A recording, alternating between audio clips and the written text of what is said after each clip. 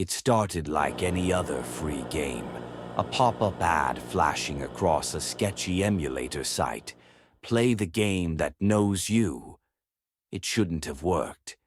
Danny's antivirus blinked once, then shut itself off. No alert, no warning. He clicked download. The progress bar crawled, laggy, broken. Then, without a prompt, a folder appeared on his desktop, inputlag.exe. He hovered for a moment. It had no icon, just a blank gray square. Double-click. The screen flashed once, then faded to black.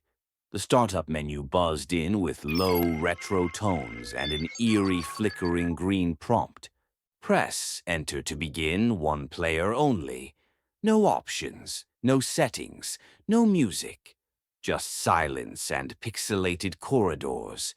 The camera hovered behind a third-person character, tousled brown hair, faded hoodie, black jeans. Danny leaned forward. Wait. It looked exactly like him. The idle animation was uncanny. The character shifted its weight the same way Danny always did, scratched its jaw with the same twitchy left hand, even rolled its shoulders and cracked its neck just like he did when trying to relax. The game stuttered as the first level title faded in. Level 1, Bedroom. And there it was. His bedroom. Same bookshelf, same cracked window. Even the old The Thing poster with the torn corner. On the floor, a familiar pizza box from last night. His sock, the one he lost behind the radiator last week. Then he noticed the wall dent by the door, the one he made during a panic attack last year. Danny's mouse hand twitched. He laughed it off, uneasy. He clicked the close window, but the game didn't close. The X button vanished. The mouse wouldn't move. Then a message flickered. You live here now. That night, Danny jolted awake to a mechanical click, click, click, echoing from his computer. The screen was on again. The game had launched itself. His avatar stood motionless at the center of the in-game bedroom, head bowed, hair hanging like curtains across its eyes. Its chest rose and fell, breathing. Then it looked up. Its eyes glowed faintly red. Welcome back, Player 1. Danny stepped back from his desk.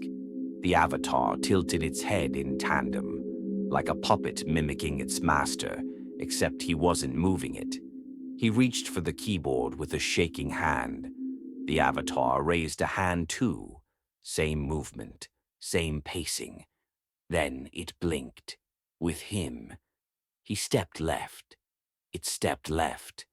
He hesitated. Then, suddenly, it stepped first.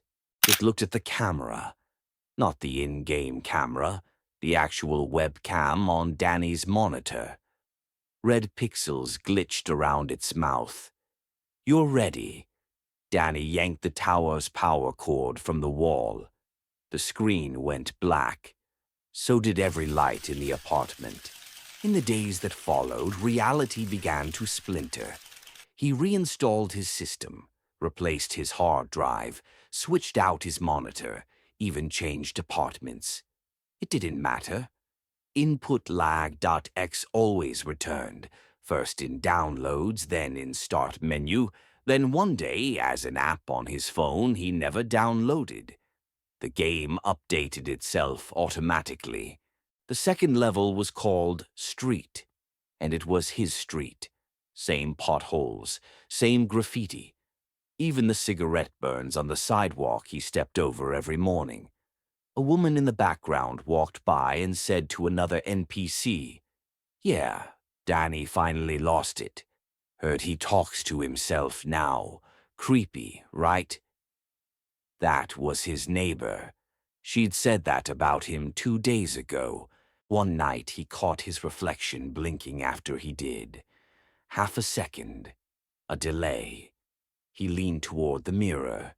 His reflection stayed still. Then, with a twitch of its lips, It whispered. You lagged. He typed into the game out of desperation. Who's controlling who? A slow message appeared. You're learning. He stared at his hands. They were still typing.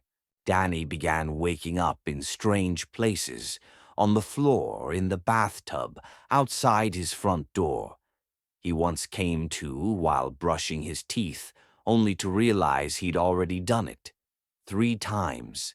His movements became stilted, unnatural, like his muscles were acting out commands before his brain issued them. Text messages appeared in his phone that he didn't write. Searches he didn't type showed up in his browser history. Best ways to clean blood from concrete. Do people dream while unconscious? How to reset human behavior? Then came the night he woke up in front of his mirror. His lip was split open. Blood traced down his chin like a wire. In the foggy mirror, a message had formed. Player 1 wins. The next morning, his hands wouldn't obey. He watched in horror as they dressed him, picked up his wallet, slipped a crowbar into his backpack. He screamed in his own mind as he walked to an unfamiliar house and knocked. In the game, he saw the new level. Level 10. Neighbor's house. Objective. Entry required. Low-resolution screams echoed from the speakers. A bolo was issued for Daniel Keene, age 27, missing. Last seen barefoot, walking down Highway 14 in the early morning fog. Eyes blank, mouth muttering what one witness described as glitched code. His apartment was abandoned, computer still on. Inputlag.exe sat open on the screen, looping. Inside the game, a new avatar stood in a digital office. It smiled, it answered emails, it walked his dog, posted food pics. It lived as Danny better than Danny ever did. And from the dark corners of the screen, in occasional flickers, Danny could still be seen, twisting, screaming, trapped in his own code. Some say the game still spreads. You don't download it. It downloads you. It mirrors your room, your thoughts, your life. And once you reach level 30, you'll see Danny, eyes wide, mouth stitched by pixels, reaching through the screen. But by then, you're no longer the player, because the moment you pressed enter, you gave it permission.